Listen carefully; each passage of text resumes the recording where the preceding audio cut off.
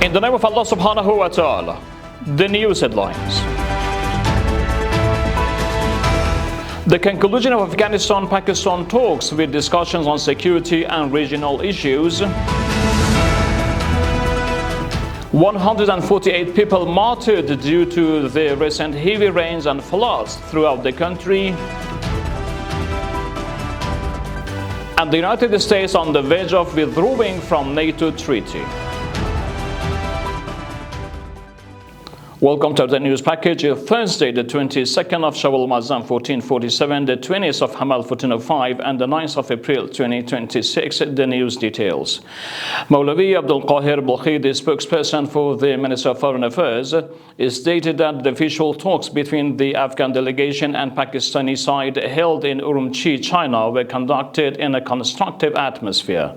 Based on his statement, comprehensive discussions were held on bilateral relations, security matters, and issues related to the regional stability.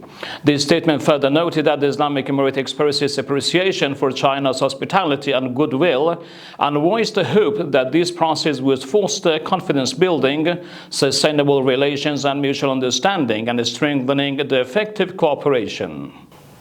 Mullah Hamdullah Fitrat, the deputy spokesperson of the Islamic Emirate, reported that since the 6th of Hamal, heavy rains and floods, earthquake and landslide across the country have resulted in 148 fatalities, 216 injuries, and 8 individuals reported missing.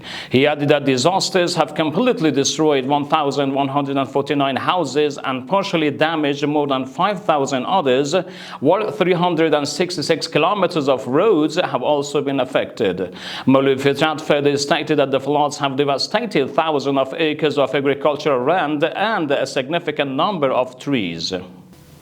The news continuation. An industrial park is said to be constructed over 500 acres of land in the city of Aibik, the capital of Semengan province.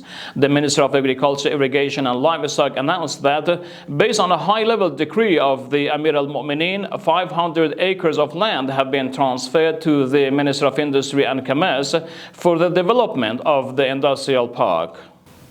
And ultimately, Al Jazeera has reported that the statements from the US officials indicate that the administration of Donald Trump is considering a withdrawal from NATO treaty. Caroline Lewitt, the White House spokesperson, stated that the war involving the United States and Israel against Iran served as a test for NATO, one in which the alliance failed. She added that Trump is expected to hold a serious and clear discussion with NATO Secretary General Mark Rutte in the near future. We have reached the end of our news program. Informative materials from Urooj Research and Broadcasting Administration are available on social media and platforms. Wishing our loyal viewers blessing Friday. Wassalamu alaikum wa rahmatullahi ta'ala wa barakatuh.